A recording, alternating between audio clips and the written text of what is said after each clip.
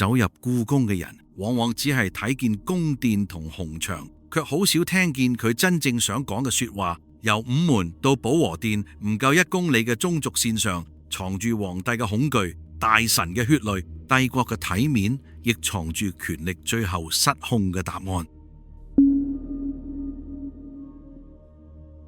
好多人第一次企喺午門前，腦入邊都會浮出一句說話：拖出午門斬首。呢句說話太有畫面感，好似紅牆之下曾經有無數人被推出去結束性命。但真正歷史並唔係咁。明代處決從犯多數喺西市，清代處決從犯多數喺菜市口。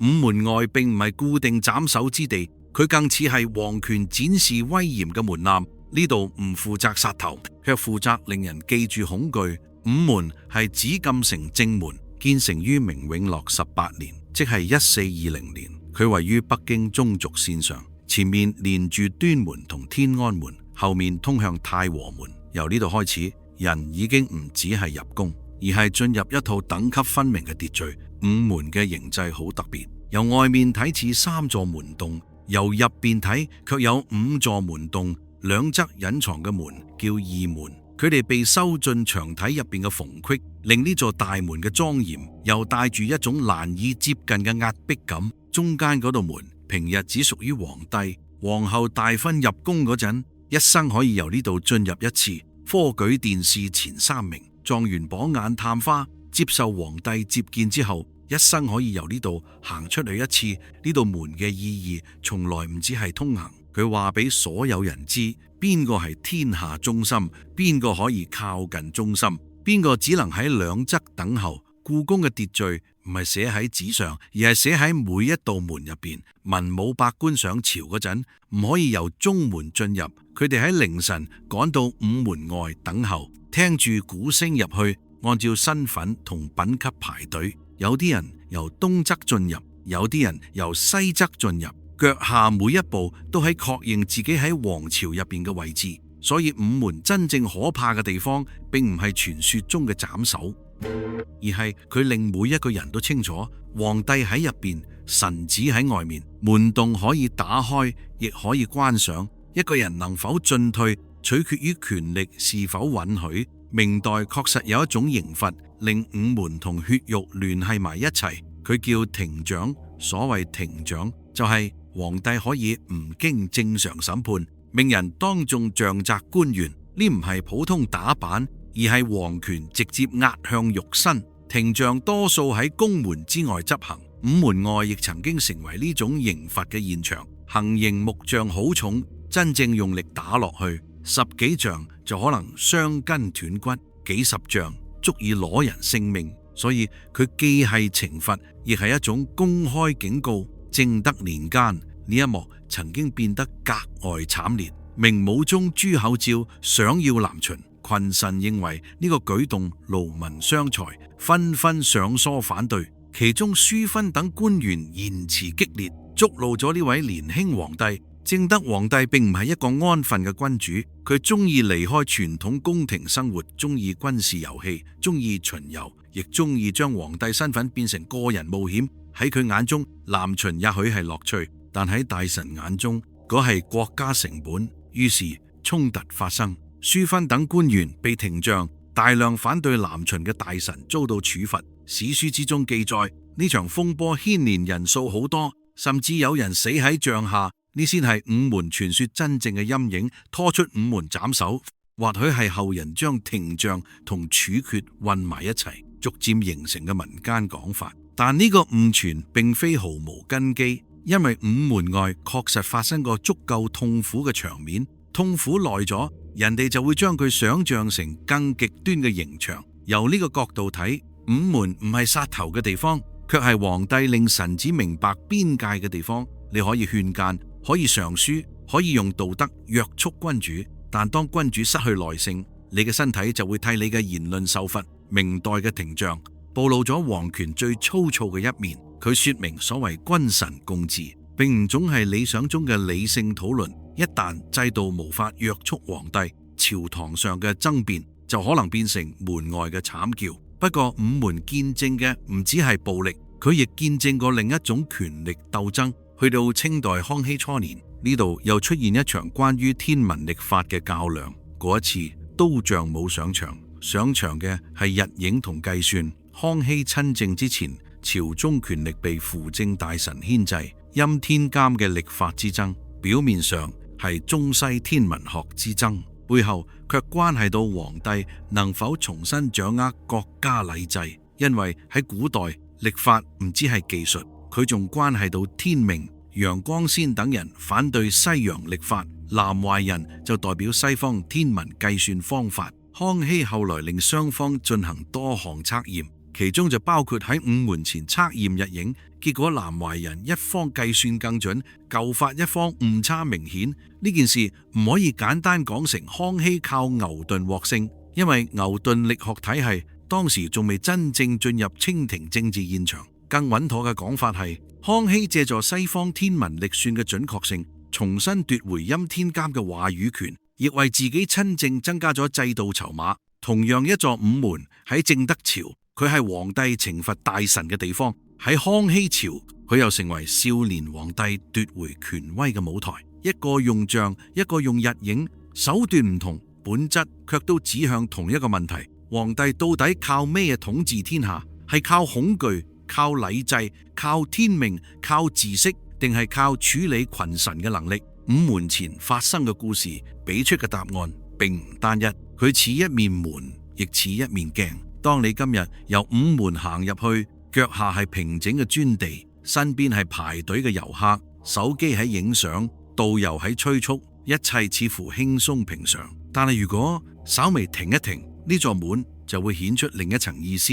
佢並唔只係故宮嘅入口，佢係帝國秩序嘅第一道篩選。邊個可以行中門？邊個行側門？邊個被迎入去？邊個被拖出嚟？邊個喺呢度證明天命？邊個喺呢度被打到沉默？故宮嘅故事唔係由太和殿嘅龍椅開始，而係由午門開始。因為喺真正見到皇帝之前，所有人先見到嘅都係門，而門背後係權力為自己設計好嘅距離。穿過午門之後，迎面而嚟嘅係內金水橋，橋下流水將空間輕輕隔開。橋嘅另一端就係太和門，呢度係外朝真正展開嘅地方，亦係進入三大殿之前，人心開始變得肅穆嘅地方。太和門喺明代曾經叫奉天門，奉天兩個字好重，意思係皇帝受命於天。所有詔書開頭成日講奉天承運，其實講嘅就係呢套政治邏輯。皇帝唔係普通統治者，佢要將自己嘅意志講成天意。明代皇帝曾經喺呢度舉行朝會，清代之後日常政務方式出現變化，太和門嘅功能逐漸唔同，但係佢仍然保留住前朝大門嘅威嚴。佢唔係一座簡單嘅門，而係通向最高禮儀嘅前奏。1889年，太和門曾經遇上一場特殊火災，當時距離光緒皇帝大婚只剩42日，太和門同附近建築燒毀。按照禮制，皇后入宮必須經過太和門，門冇咗，大婚好似被禮法卡住喉嚨。但清廷冇取消婚禮，亦冇等待重建，而係命摘採工匠搭建臨時彩棚，仿照太和門形制，短時間內做出一座足以應付大典嘅假太和門。由遠處望，幾乎可以亂真。呢個故事好有象徵意味。晚清皇朝已經風雨飄搖，但禮儀唔可以斷，婚期唔可以改，宮廷體面必須維持。哪怕真正嘅門已經燒毀，亦要用一座臨時搭出嚟嘅門把典禮撐過去。由太和門向北就係太和殿廣場，呢片空間開闊到近乎空曠，人企喺度會自然感到渺小。故宮嘅建築並唔只係為咗居住，佢更加擅長透過尺度令人先喺心理上低低頭。太和殿俗稱金鑾殿，建成於1420年，位於紫禁城中軸線嘅核心位置。佢係故宮入邊規模最大嘅殿宇，明清重大典禮，例如皇帝登基、冊立皇后、元旦朝賀、冬至大典，都曾經喺呢度舉行。但好多人誤以為皇帝日日喺太和殿上朝，其實並唔準確。太和殿主要用於盛大禮儀，唔係日常辦公場所。佢嘅價值唔在於頻繁使用，而在於令所有人知道最高權力應該以點樣嘅姿態出現。太和殿建喺3層漢白玉台基之上，連同台基通高超過35米。當皇帝坐喺殿內寶座之上，廣場上嘅大臣遠遠跪拜，佢哋未必能夠睇清皇帝嘅臉，卻一定能感受到高度帶嚟嘅壓迫。呢種設計非常精確，佢令權力唔需要多講說話，建築已經替佢開口。台基、單壁、欄杆、御路、屋頂、脊獸，所有細節都喺傳遞同一句說話：皇帝高於眾人。太和殿前後嘅石雕亦喺講述帝國動員能力。保和殿後方有一整塊巨大雲龍石雕，重達數百噸，取自北京房山一帶。據講運輸時選擇寒冬，沿途打井取水，潑水結冰，再令巨石喺冰道上慢慢移動。呢個細節好重要啊！佢說明古代工程並唔只靠蠻力，而係靠季節、道路、人力組織、材料供應同中央調度。一塊石頭能唔能夠運到紫禁城，背後其實係一個王朝能否令好多人同時聽命。不過太和殿最令人深思嘅，並唔係佢有幾壯麗，而係佢曾經多次被火焚毀。紫禁城建成後唔耐，1421年三大殿就遭雷火，太和殿毀於大火。此後又多次重建。今日見到嘅太和殿係康熙34年，即係1695年重建後嘅形制。佢屹立至今300多年，令人容易以為佢從來如此。但真實歷史入邊，太和殿反覆被毀，反覆重修，皇權嘅像子其實一直唔夠穩固。呢件事好諷刺，帝國將最莊嚴嘅建築放喺最高處，希望佢代表永恆。但木結構宮殿最怕火，雷擊、燈燭、廚房、風勢，任何一次意外都可能令最高權力嘅舞台化成灰燼。故宮入邊有好多大銅缸，成日被稱為消防水缸，夏天要換水，冬天要防凍。佢哋確實係古代宮廷消防系統嘅一部分，但面對席捲大殿嘅巨火，幾口水缸能夠起到嘅作用極其有限。真正令故宮遠離火災嘅，唔係某一隻神獸，亦唔係某一口水缸，而係長期管理、巡查、禁火、修繕、消防制度以及現代防雷防火系統。一座木質工程能夠保存到今日，靠嘅從來唔係神話，而係無數細節嘅守護。太和殿屋脊上嘅敕紋，成日被解釋為能鎮火嘅神獸，佢哋兩側有鐵鏈同鐵帶固定。民間故事入面，有人將呢啲鐵鏈講成避雷嘅秘密，但由建築角度睇，佢哋首先係為咗固定大紋，防止風力同震動造成移位呢，亦說明古建築最迷人嘅地方唔在於每個細節都充滿神怪，而在於神話同技術經常糾纏埋一齊。古人用神獸解釋安全，工匠用結構保證安全，後來嘅人再俾佢哋附會新傳說。走入太和殿，最顯眼嘅係寶座，亦就係人哋常講嘅龍椅。呢張椅唔只係家具，佢係整個殿內視覺嘅中心。金龍、屏風、藻井、匾額、台座，全部都圍繞佢展開。但龍椅真正見證嘅，並唔全部都係威嚴。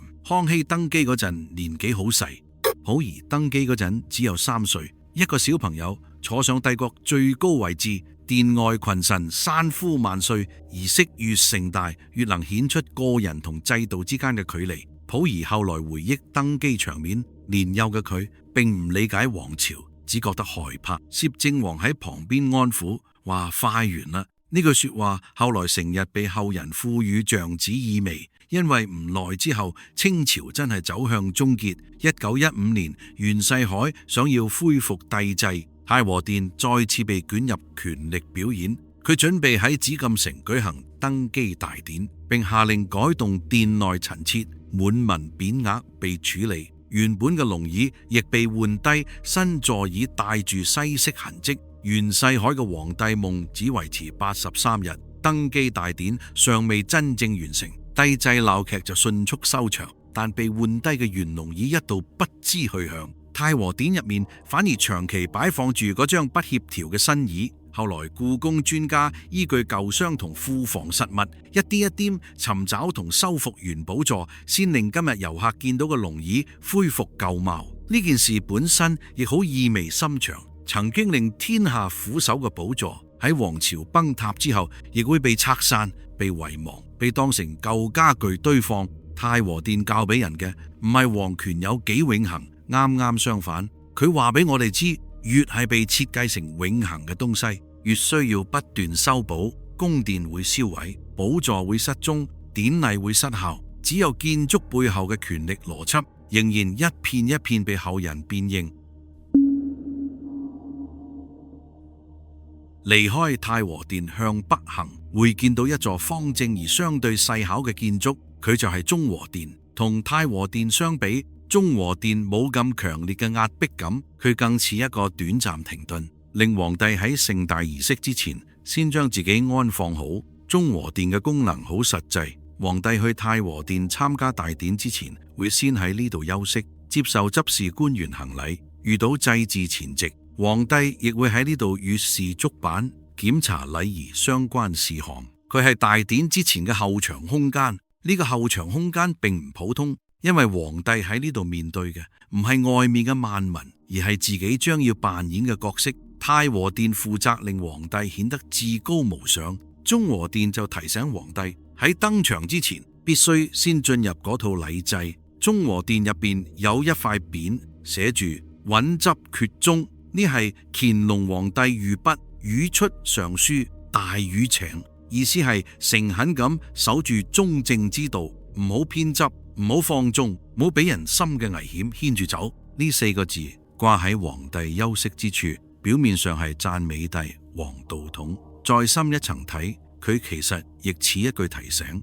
皇帝擁有最高權力，亦最容易失去分寸。越冇人可以當面制止佢，越需要佢自己守住中道。原稿入邊將呢塊匾講成某種禪讓暗示，呢種講法有故事性，但唔適宜講得太絕對。更穩妥嘅理解係，佢體現咗清代皇帝借儒家經典塑造合法性嘅方式。乾隆中意題字，亦中意將自己放入堯舜禹嘅道統入面，但係問題正正喺呢度。一個皇帝越努力證明自己接近聖皇，越說明佢需要經典為自己背書。權力唔只靠軍隊同財政，亦靠敘事、靠匾額、靠儀式、靠令天下相信。皇帝唔係任性嘅人，而係中正之道嘅執行者。由中和殿再向北就係保和殿，佢係外朝3大殿嘅最後一座。清代殿試曾經喺呢度舉行，皇帝亦會喺呢度舉行宴會接見人員。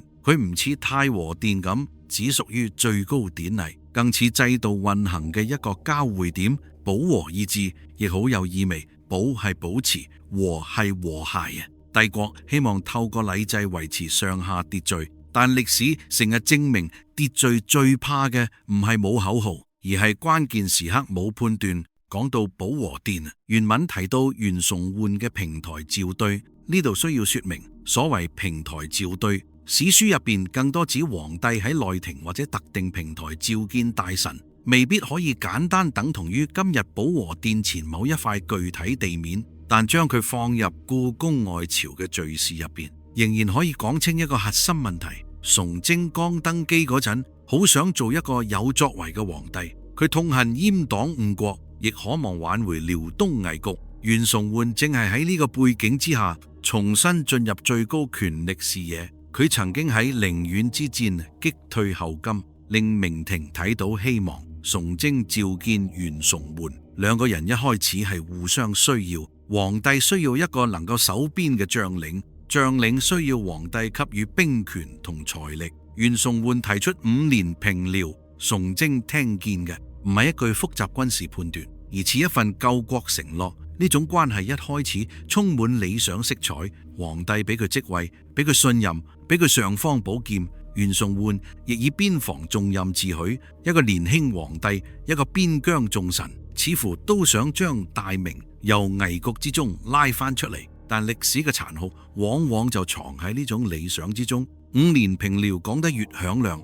後來嘅失望就越沉重。邊疆戰爭唔係一句承諾就可以解決，佢牽涉軍餉、糧道、遼東將門、蒙古部落、後金戰略以及明廷內部互相牽制。1629年，後金軍繞道蒙古，由起風口一帶突破長城防線，逼近北京。呢就係幾時之變。袁崇煥率軍急馳入援，喺北京城外同後金軍作戰。佢唔係冇救援，亦唔係簡單放敵入關，但係京師震動已經足以摧毀信任。對崇禎嚟講，最可怕嘅唔係城外有敵軍，而係佢唔知道應該相信邊個，敵人點解可以繞入嚟，邊疆有冇隱瞞，朝臣嘅彈劾係真是假，城外流言係咪可信？呢啲疑問一旦進入皇帝心入邊，信任就開始瓦解。皇太極一方亦好清楚，明廷最大弱點唔係北京城牆唔夠高，而係皇帝疑心太重，朝臣派系太多，邊疆難以得到穩定信任。反間計最有效嘅地方就係佢唔需要完全製造謊言，只需要放大已有裂縫。袁崇煥最終被捕，隨後被處以極刑。呢件事喺後世引發好多爭議，有人認為佢忠而被冤，有人認為佢喺軍事同政治上都有嚴重嘅問題。但無論如何，崇禎處置袁崇煥嘅過程都暴露出晚明最高決策嘅失衡。一個王朝走到末期，最危險嘅唔係冇忠臣，亦唔係冇能臣，而係忠臣同能臣都冇法喺穩定制度入邊發揮作用。皇帝急於求成，大臣互相公援，邊疆背負不可能完成嘅承諾，前線失敗被迅速解釋成陰謀。由午門嘅停將到太和殿嘅龍椅，再到袁崇煥嘅悲劇，故宮中軸線上嘅故事，其實一直都喺講同一件事。權力一旦缺乏約束，就會將錯誤放大，將懷疑變成懲罰，將制度變成舞台。故宮最值得睇嘅唔係邊一塊磚最貴，邊一座殿最大，邊一個傳說最離奇，而係呢啲空間點樣塑造人嘅行為。門令人分等級，殿令人服從，匾令人相信道統，平台令皇帝覺得自己可以裁斷天下。但係歷史一次又一次證明，空間可以製造威嚴，卻唔能夠保證明智；儀式可以製造秩序，卻唔能夠消除疑心。皇帝可以坐得好高，卻未必睇得更遠；大臣可以跪得好低，卻未必真係服氣。今日遊客沿住中軸線行，大約1個鐘就可以由午門行到神武門，但係明清兩代嘅24位皇帝喺呢條線上行咗600多年。有人雄心勃勃，有人荒唐任性，有人勤政，有人猜忌，有人剛坐上龍椅。王朝就已經快要結束。故宮唔係一座簡單嘅宮殿博物館，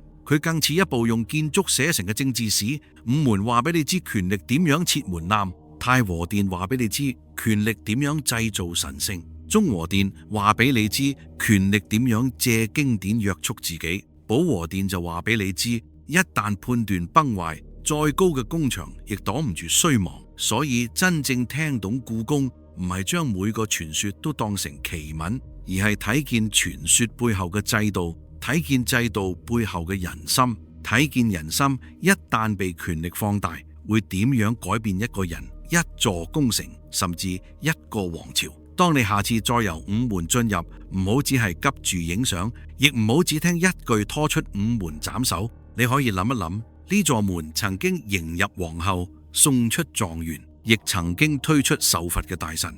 佢見過榮耀，亦見過羞辱。當你企喺太和殿前，唔好只係睇龍椅，亦可以諗一諗，呢座宮殿曾經多次焚毀，又多次重建。